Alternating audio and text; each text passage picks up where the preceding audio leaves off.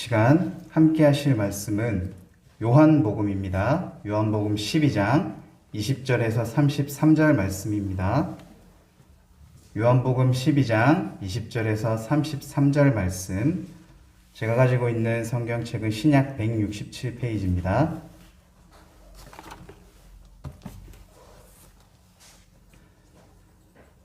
네, 말씀을 한 절씩 읽도록 하겠습니다.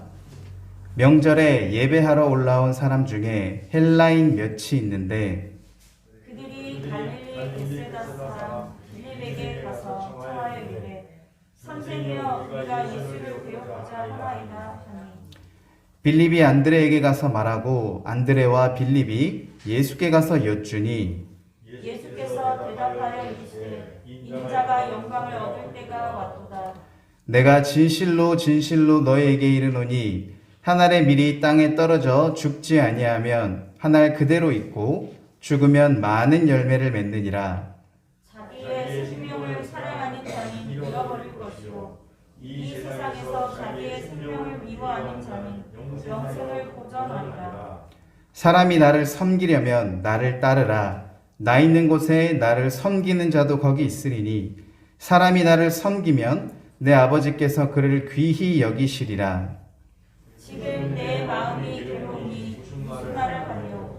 아버지여 나를 구원하여 이 때를 면하게 하여 주옵소서. 그러나 내가 이를 위하여 이 때에 왔나이다.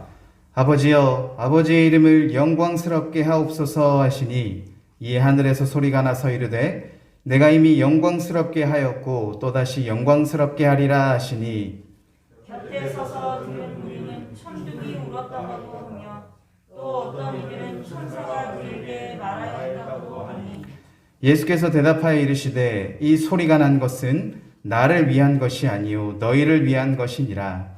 이제 이 세상에 대한 심판이 이르렀으니 이 세상의 능력이 쫓겨나리라. 내가 땅에서 들리면 모든 사람을 내게로 이끌겠노라 하시니 이렇게 말씀하심은 자기가 어떠한 죽음으로 죽을 것을 보이심이러라. 아멘. 은혜로우신 하나님 아버지, 오늘도 이 시간 하나님의 인도하심으로 우리가 이 자리에 나왔음을 믿음으로 고백합니다. 이 시간 하나님께서 우리에게 주실 그 은혜와 그 사랑과 그 평강과 그 축복의 말씀이 이 시간 우리 모든 성도들과 또 이 자리를 사모하는 모든 사람들에게 하나님 은혜 내려 주시옵시고 하나님 수고한 자에게 위로를 하여 주시고 지치고 힘든 자를 위로하여 주시고 아프고 힘든 자를 치유하여 주시며 이 시간 오직 다른 것들은 생각지 않고 오직 하나님의 살아계신 말씀만 생각하는 귀한 시간 되게 하여 주시옵소서. 오늘도 부족한 종을 세워주셨사오니 하나님의 말씀만 선포하고 대언하는 시간 되게 하여 주시기를 간절히 바라며 예수님의 이름으로 기도드립니다. 아멘. 할렐루야. 오늘 이렇게 인사하면 좋겠습니다. 참 잘 오셨습니다. 네, 한 번 더 인사하겠습니다. 하나님께서 여러분과 함께 하십니다. 하나님께서 여러분과 함께 하십니다. 아멘. 눈치채신 분도 있겠지만 사실 제가 올라오면요 2가지 인사를 꼭 합니다. 우리가 너무나도 당연하게 생각하는 이 자리에 참여함이 사실은 정말로 이곳에 참여하고 싶어도 할 수 없는 상황과 여건들이 항상 존재합니다. 우리가 육신이 건강해야 하고요. 우리가 이곳에 오기 위해서 다른 약속들을 잡지 않아야 하고요. 다른 많은 우리를 방해하는 요소들이 있습니다. 우리는 너무나도 당연하게 이 자리에 있지만 하나님을 믿지 않는 자들에게 수요일 날 저녁에 뭐 하냐고 물어보면 참으로 다양한 이유들이 있습니다. 그러나 그들은 그 많은 이유들을 갖고 있지만 우리는 그 이유들을 다 물리치고 이 시간 이 자리에 있는 것입니다. 왜요? 하나님을 사랑하고 하나님을 의지하고 하나님을 믿으며 하나님의 뜻에 따라 살아가기 때문이 아니겠습니까? 그런 이 시간에 모인 우리 모든 성도들에게 하나님께서 함께 하여 주시고 있다는 그 믿음의 고백이 참으로 하나님께 전달되기를 원하며 그로 인해서 하나님께서 주시는 모든 은혜와 축복을 누리시기를 간절히 소망합니다. 여러분, 요즘에 가장 관심이 가는 주제가 있으십니까? 요즘에 나를 가장 신경 쓰이게 하는 일들이 있습니까? 아마 다들 그런 일들이 있겠죠. 아니면 너무나도 삶이 바쁘고 정신이 없어서 아무것도 모르고 그냥 지나가시는 분들도 많을 줄로 압니다. 그런데 우리나라에는 기념일들이 있죠. 흔히 명절, 절기라는 것들이 있는데 교회에도 교회력이라는 절기가 있습니다. 그래서 우리가 지금 교회력 절기로 따져보면 다들 잘 아시겠지만 사순절 넷째 주로 접어들고 있습니다.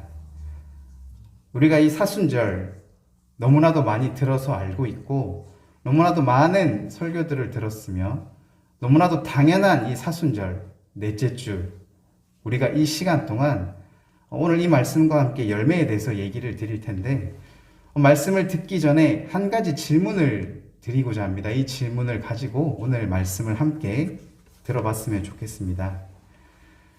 하나님을 믿고 예수 그리스도를 내 구주로 믿는 우리 그리스도인들은 이 사순절 기간에 어떠한 생각과 마음을 가지고 있으며 또한 우리는 어떠한 모습들로 이 사순절에 동참하고 참여하고 있는가?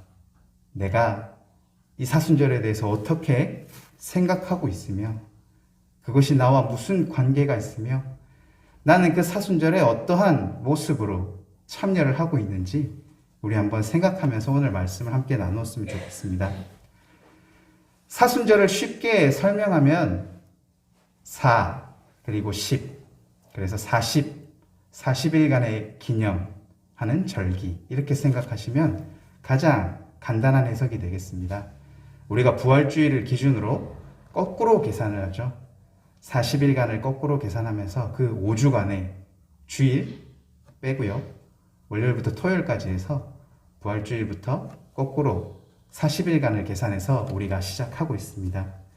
그래서 우리는 40일간의 기념일이라고도 부르고 또 예수님께서 당하신 그 고난과 그 어려움들을 생각하며 또 부활에 대한 기대를 하며 우리가 우리 사랑하는 주님, 우리를 구원하신 예수 그리스도가 겪은 그 수많은 일정들을 우리가 생각하며 기억하며 또한 우리가 때로는 동참하겠다라는 의미로 우리는 사순절을 많이 지키고 합니다.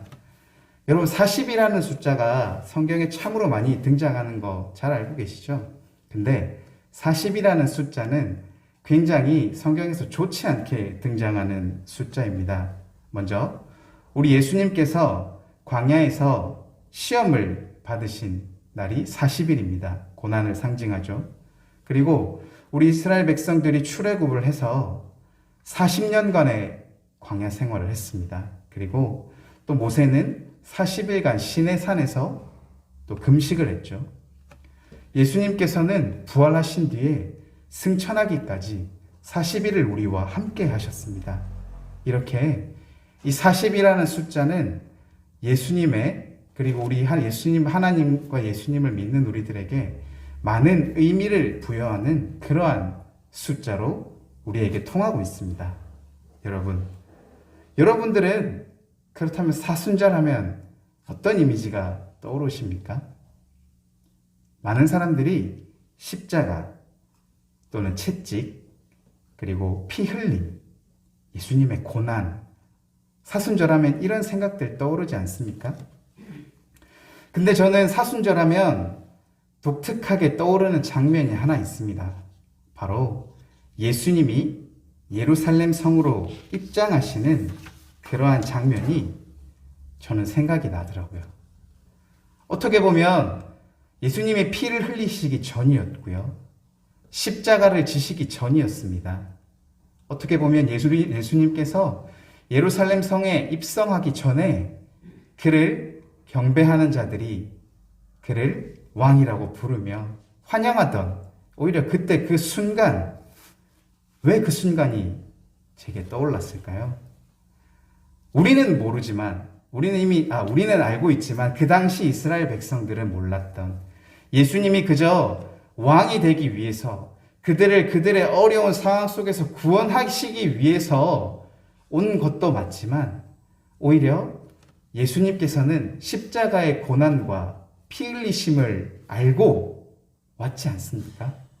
우리 다 알다시피 예수님께서 무슨 죄가 있습니까? 그분은 죄가 하나도 없었지만 그가 사랑하는 우리 사람들을, 인간들을 위하여서, 그는 죄가 없었지만 그가 사랑하는 자들이 그 수많은 죄 속에서 구원받기를 말하는 그 마음으로 오고 있었을 그 심정을 누가 알았겠습니까?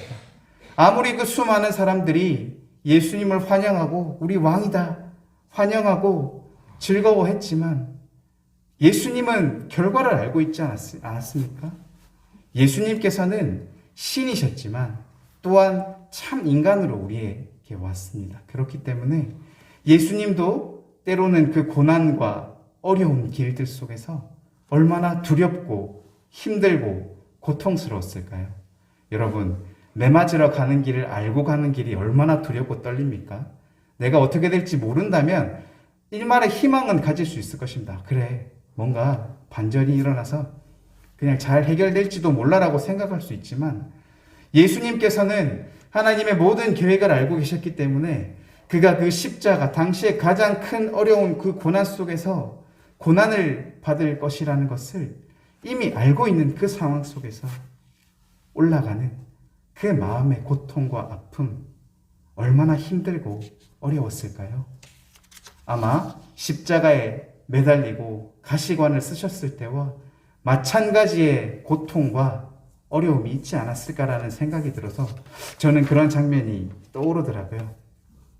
마침 오늘 본문, 우리가 사순절을 생각하면서 사순절 묵상을 하는 방법들이 있는데, 우리 사순절 넷째 주에 접어들면 주제가 예수님이 예루살렘 성에 입성하는 장면부터 묵상하는 그런 방법들이 있습니다. 마침 이때는 명절이었어요. 이스라엘 백성들이 가장 중요시하는 명절, 바로 유월절이죠. 바로 우리나라로 따지자면 일본으로부터 해방됐을 그런 상황 아니겠습니까? 자신의 나라가 드디어 자신들을 괴롭히는 그 악한 사람들의 손에서 벗어났을 때 그 기쁨과 그 감격이 얼마나 크고 좋았겠습니까? 우리도 36년의 그 세월 동안 일제의 침략하에서 피 흘리고 고통받고 신음하던 그 백성들이 드디어 해방을 맞았을 때 얼마나 기쁜 마음이었겠습니까? 얼마나 감사한 날이었겠습니까?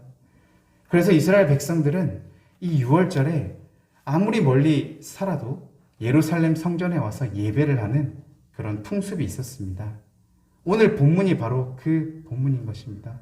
비록 예수님께 찾아가는 사람이 이스라엘 사람은 아니었습니다. 이들은 헬라인이었습니다.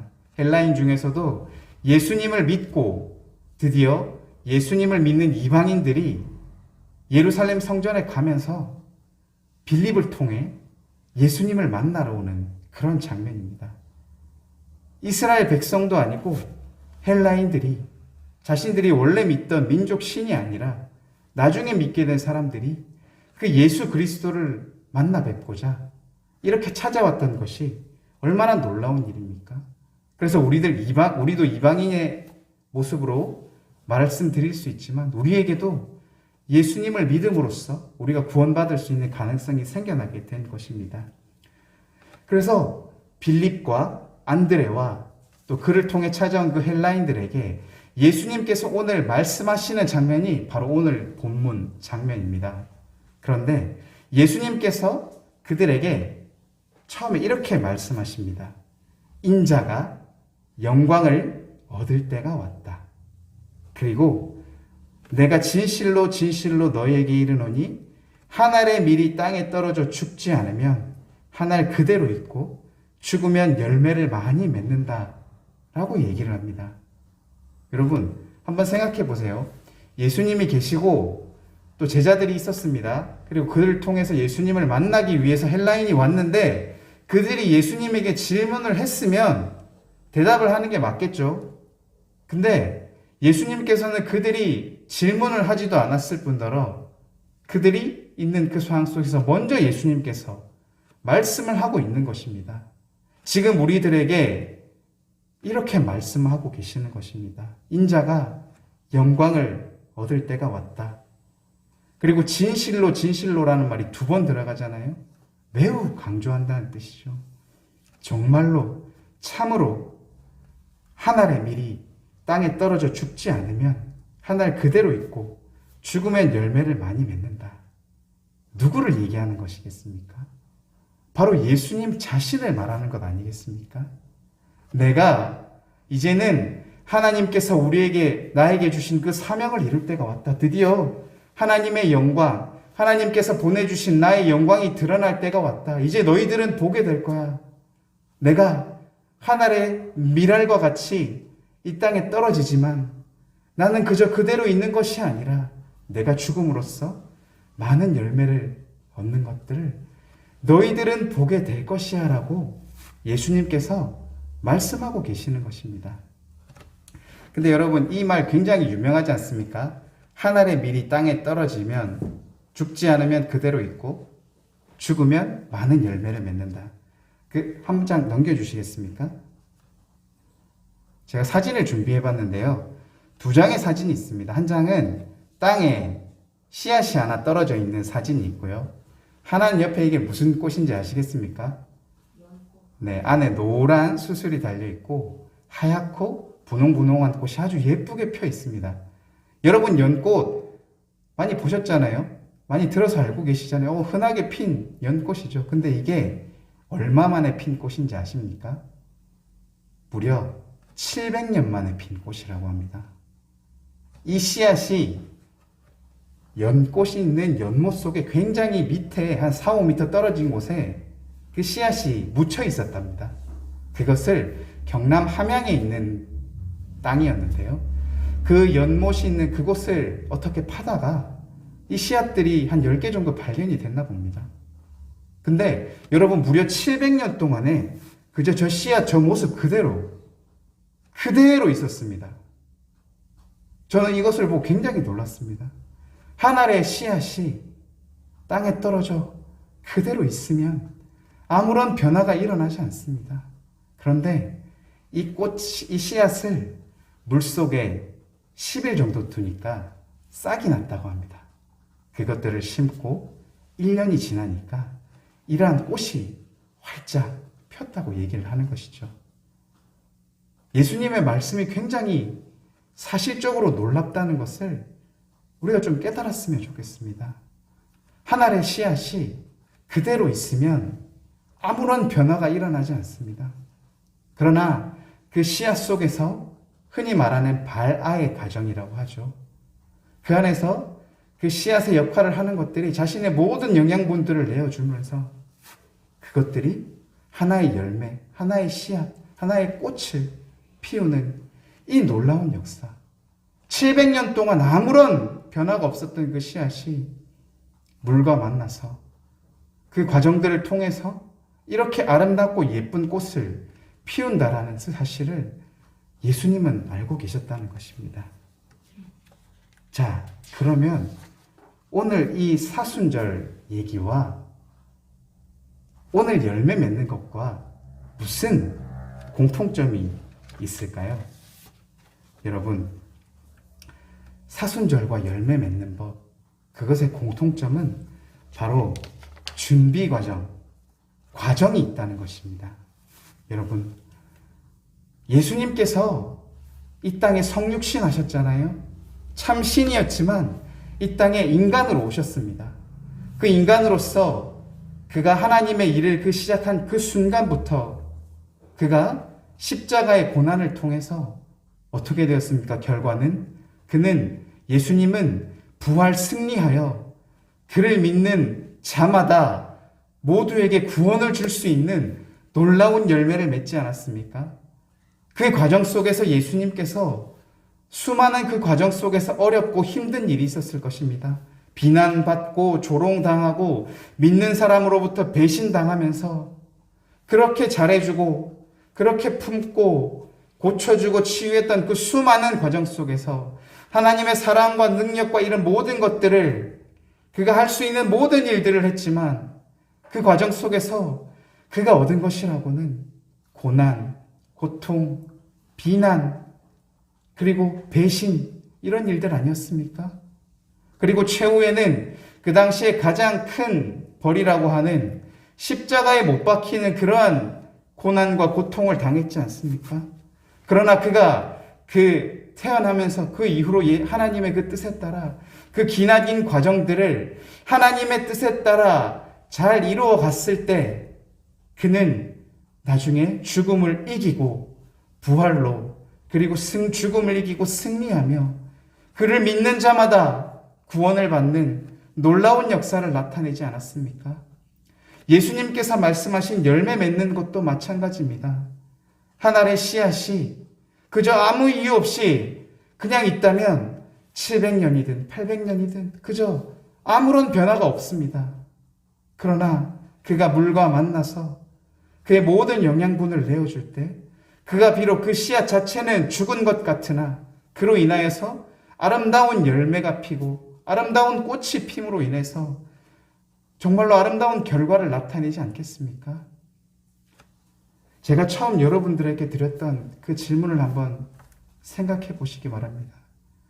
우리가 이 사순절 기간 너무나도 잘 알고 있죠. 1년에 3월 초부터 4월 첫 주까지 매년 늘 경험하는 그 사순절의 기간 동안 우리는 너무나도 많은 설교들과 너무나도 많은 이야기들과 우리가 무엇을 해야 하는지 너무나도 지식적으로 많이 알고 있습니다. 그리고 때로는 우리가 그것을 위해 금식할 때도 있고요. 때로는 그것들을 위해서 내 즐거움, 나의 행복한 것들을 줄여가며 예수님이 당하셨던 그 고난 속에 우리가 참여하도록 노력할 때도 있었지 않습니까?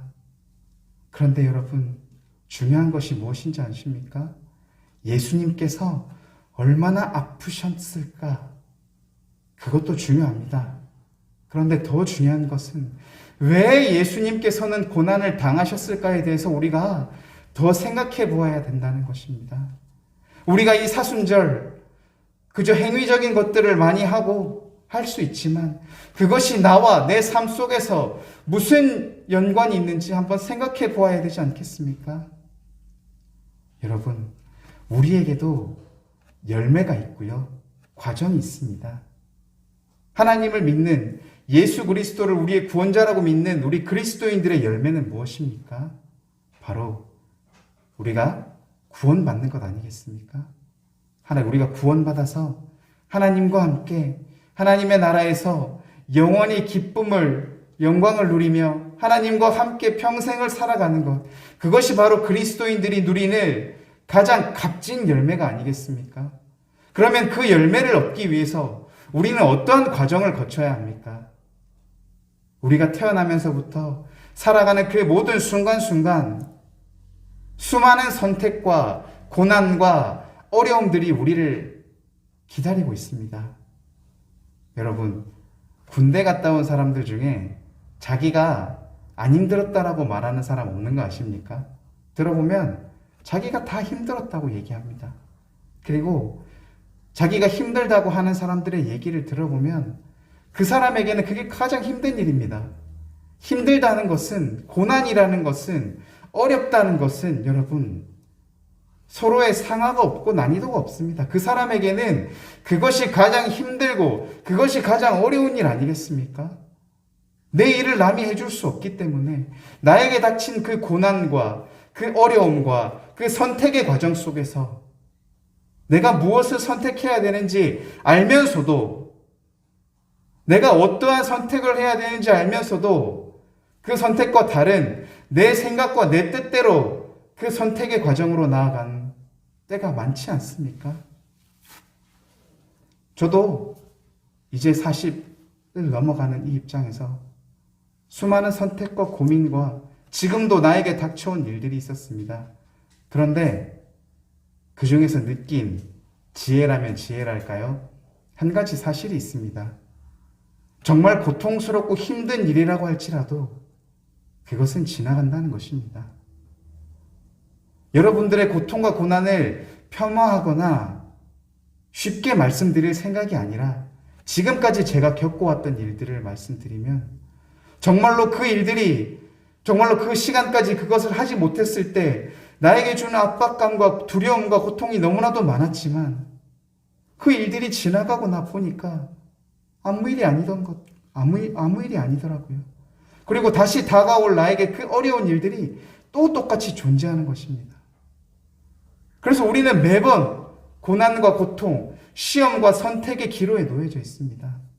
그런데 우리가 우리의 열매를 성취하는 방법을 알고 있다면, 우리가 비록 육체적으로, 정신적으로 겪는 고통과 고난이 있다고 할지라도 우리가 그 먼 미래에 열매를 잘 맺기 위해서 이 과정들을 조금 더 지혜롭게 넘어갈 수 있지 않을까요? 오늘 말씀 속에 많은 힌트가 있습니다, 여러분. 열매를 잘 맺는 방법. 우리 26절 말씀을 우리 한번 같이 읽어보면 좋겠습니다. 요한복음 12장 26절 말씀 한번 다 같이 읽겠습니다.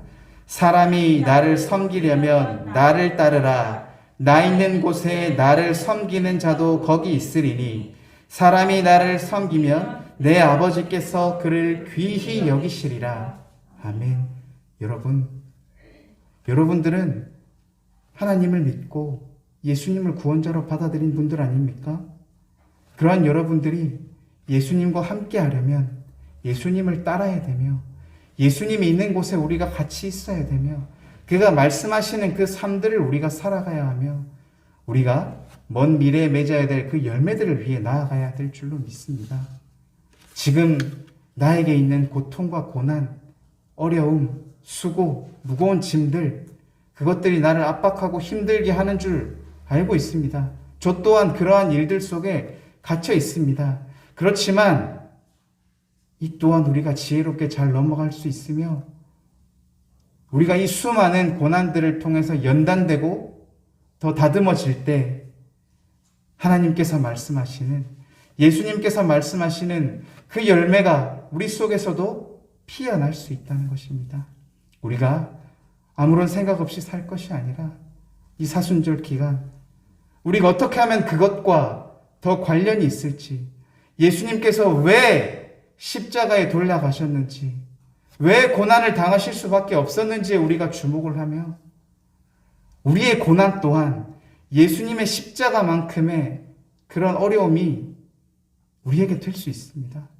그것들을 우리가 이겨내고 정말로 예수님께서 말씀하시는 그 열매가 우리 성도들의 삶 속에서도 맺어지길, 그래서 우리가 나중에 하나님께서 계시는 그 나라에 함께 가서 우리가 그 기쁨의 영광을 누릴 수 있도록, 우리가 그 모든 삶들을 지혜롭게 이겨나갈 수 있도록 그러한 삶을 살아가시기를 시간 간절히 소망하며 기도합니다.